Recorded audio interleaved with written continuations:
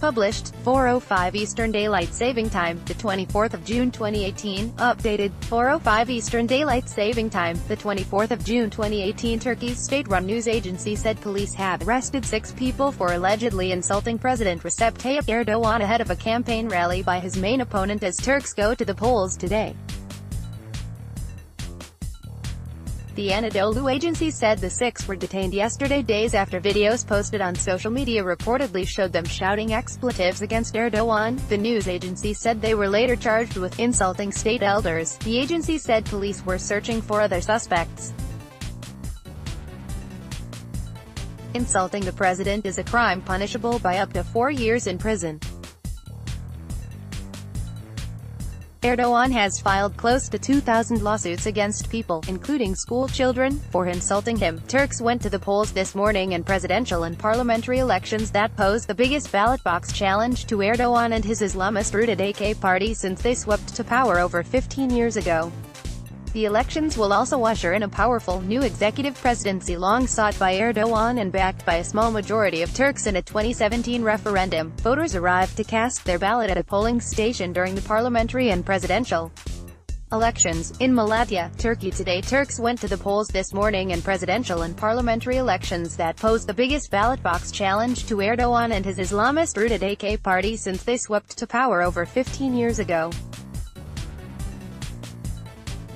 Pictured, the president's main rival, Muharrem, voting in Yalova. More than 56 million people were registered to vote at 180,000 ballot boxes across the country. A ballot station official shows a Turkish voter a ballot paper with images of presidential candidates at a polling station at a primary school in Ankara, Turkey. Pictured, President Erdogan is seeking a 4th term as Turkey's president, but has so far avoided taking part in any TV debates. Muharrem waving to supporters at a rally in Ankara, where he challenged Erdogan to a television debate. Critics say it will further erode democracy in the NATO member state and entrench one-man rule. This stability must continue, and that can happen with Erdogan, so I voted for him, said janitor Mehmet Yildirim, 48, in Istanbul. I also think that with Erdogan, we stand stronger against the West. More than 56 million people were registered to vote at 180,000 ballot boxes across the country.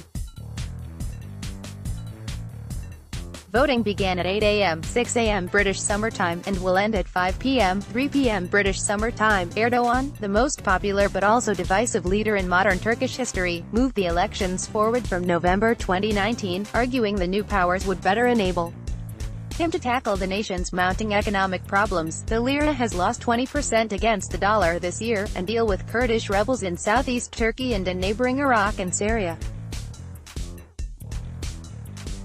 But he reckoned without Muharrem, the presidential candidate of the secularist Republican People's Party, CHP, whose feisty performance at campaign rallies has galvanized Turkey's long demoralized and divided opposition.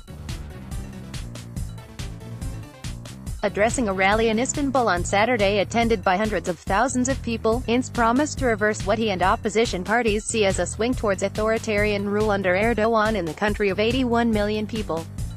Hundreds of thousands of supporters of Muharrem, the main presidential candidate facing Erdogan, gather in Istanbul yesterday. Recep Tayyip Erdogan held his own rally for the AK party in the Esenyurt district of Istanbul yesterday. If Erdogan wins, your phones will continue to be listened to.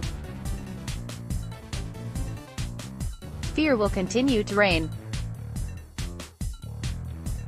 If Ince wins, the courts will be independent, he said, adding he would lift Turkey's state of emergency within 48 hours of being elected. Turkey has been under emergency rule, which restricts some personal freedoms and allows the government to bypass parliament with emergency decrees, for nearly 2 years following an abortive military coup in July 2016. Erdogan blamed the coup on his former ally, US-based Muslim cleric Fethullah Gulen, and has waged a sweeping crackdown on the preacher's followers in Turkey. The United Nations say some 160,000 people have been detained and nearly as many more, including teachers, judges and soldiers, sacked. The president's critics, including the European Union, which Turkey still nominally aspires to join, say Erdogan has used the crackdown to stifle dissent. Few newspapers or other media openly criticize the government, and he has received far more election coverage than other presidential candidates. This is no longer a Turkey we want. Rights are violated, democracy is in terrible shape, said health sector worker Sima, 50, after voting in Istanbul. She and others in the city said they voted for the pro-Kurdish People's Democratic Party (HDP) so that it exceeds the 10% threshold of votes needed to enter parliament. If it does so, it will be harder for the AKP to get a majority. Erdogan at a rally of his own supporters this week in the city of Kahramanmaraş on Thursday. He has so far refused to take part in television debates during the election. Erdogan, who defends his tough measures as essential for national security, told his supporters at rallies on Saturday that, if re-elected, he would press ahead with more of the big infrastructure projects that have helped turn Turkey into one of the world's fastest-growing economies during his time in office. Polls show Erdogan falling short of a first-round victory in the presidential race, but he would be expected to win a runoff on July 8, while his AK party could lose its parliamentary majority, possibly heralding increased tensions between president and parliament. Other presidential candidates include Selahattin Demirtas, HDP leader, who is now in jail on terrorism-related charges that he denies. In a final appeal for votes in a video clip from his high-security prison, Demirtas said, if the HDP fails to get into parliament, all Turkey will lose. Backing the HDP means supporting democracy. On Friday, a rally held by Ince was blacked out by state broadcasters after he dared Erdogan to confront him in a TV debate. At a mass rally in the city of Ankara on Friday, Ince said, tomorrow is the last evening. If you have the courage, confront me, he said, but as he began his speech at another event in Istanbul, he was handed a note saying the broadcast of the rally was down on a state TV channel, which he quickly branded sabotage on Erdogan's part. Supporters of Ince waved flags during the election rally in Izmir on June 21. The opposition is seeking to prevent Erdogan winning a fourth term as the country's leader. Ince has held 3 rallies in 3 days in the cities of Ankara and Izmir, throwing down the gauntlet to the president. Ince said, look, that's my last proposal to you. If you want, I can even cancel my Istanbul rally for you.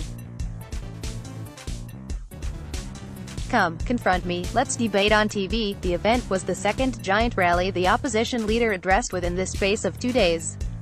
Erdogan, a favorite to win the presidential polls, has in the past rejected the opposition candidate's proposal for a television debate, saying that, I don't want anyone to get points through me. Ince has injected a breath of fresh air into the presidential campaign with his dynamism and oratorical skills comparable to those of Erdogan. In Ankara, Ince accused the state-run Anadolu news agency and TRT television of committing a constitutional crime for failing to be even-handed. TRT aired Erdogan for 181 hours, Muharrem Ince for 15 hours, he said.